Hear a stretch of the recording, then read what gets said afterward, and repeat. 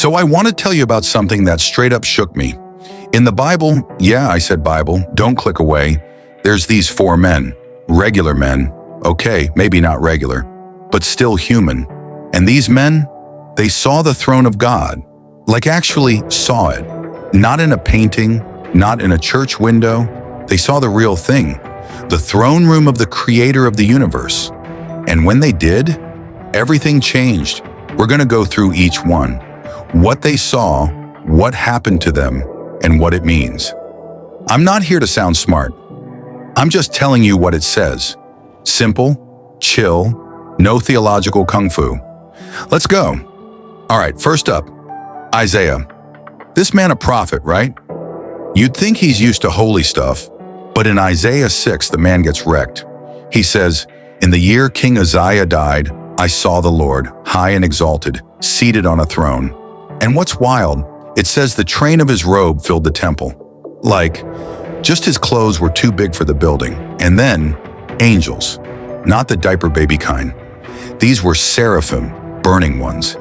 Each had 6 wings, 2 to fly, 2 to cover their face, 2 to cover their feet.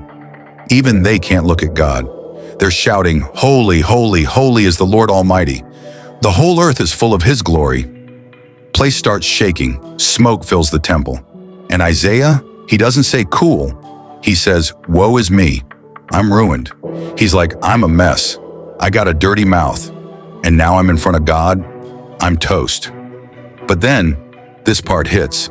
One of the angels flies over with a coal from the altar, touches his lips and says, "Your guilt is taken away." Man, seeing the throne didn't make Isaiah feel awesome. It made him realize how small and sinful he was. But God didn't destroy him. He cleansed him. Then God asked, "Who will go for us?" And Isaiah's like, "Here I am, send me." He saw the throne and got a mission. Maybe that's how it works. Okay, now Ezekiel, buckle up. This man saw a vision so strange it sounds like an alien report. Ezekiel 1. He says he saw a storm coming, huge cloud, lightning, fire flashing back and forth. And in the middle, these 4 living creatures. Each one has 4 faces. A man, a lion, an ox, and an eagle. Yeah, all on one head. Wings, human hands, they're glowing, moving like lightning. And next to them, wheels. But not regular wheels. Wheels inside of wheels. And they're covered in eyes. They move wherever the creatures move. No turning, just gliding. Ezekiel's just watching like, ah ha ha. But wait, above all this, a platform of crystal, and above that, a throne, and on the throne, a figure like a man, he says, but glowing like fire, surrounded by brightness, like a rainbow in a storm cloud. Ezekiel just falls on his face. He doesn't tweet it, doesn't start a podcast. He hits the ground, and that's the right response when you see power like that. Ezekiel didn't even try to understand it. He just obeyed. God gave him hard messages to deliver, and he did it. You see the throne? You obey the king. Period. All right, Daniel time. Old man by now. He's had visions, seen lions, kings, empires. But this one? Next level. Daniel 7. He says, "As I looked, thrones were set in place, and the Ancient of Days took his seat." That name, Ancient of Days, that's God. And how does he show up? Clothes white like snow, hair like wool.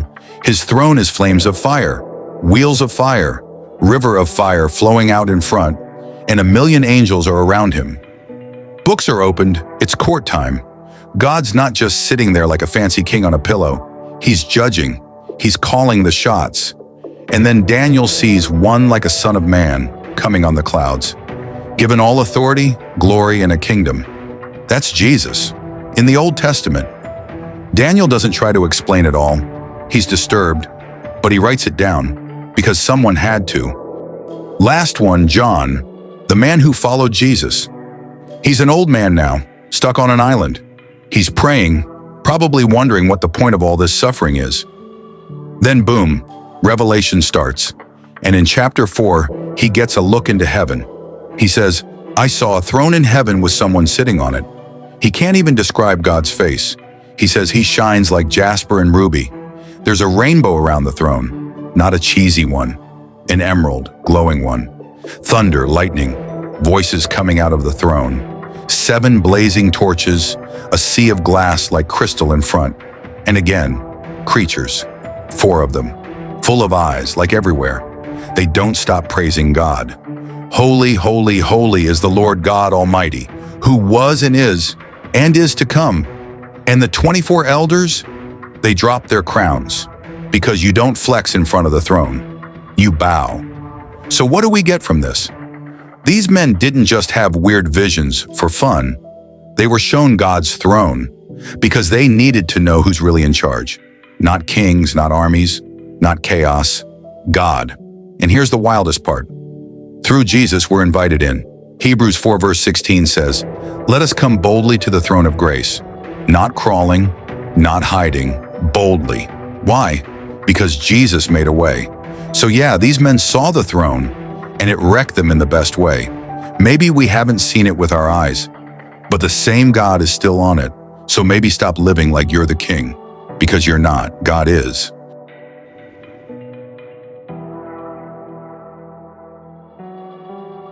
Let me tell you about one of the powerful moments in the Bible. We're talking about an angel, just one angel, who took out 185,000 soldiers in a single night. No epic battle, no army, just one angel. Wild, right? Okay, so here's the deal. This happened back in the Old Testament in the book of 2 Kings 19 verse 35 and Isaiah 37 verse 36. The Assyrian army led by King Sennacherib was out here flexing, thinking they could take down Jerusalem, but God had other plans. The Assyrians had been on a roll, conquering cities left and right. They even started talking trash about Israel's God, saying he couldn't save them. Big mistake. That night, while everybody was asleep, God sent one angel, just one, and by morning, 185,000 Assyrian troops were straight up dead. Gone.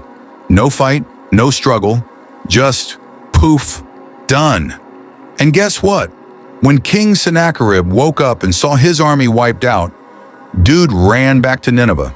Didn't even try to fight, just packed up and left. Now here's the takeaway. This wasn't about Israel's military power or strategy. This was God showing up. When he steps in, it doesn't matter how big the enemy is. They don't stand a chance. So yeah, next time you're feeling outnumbered, just remember, one angel did all that. Imagine what God can do in your life. Tough, huh?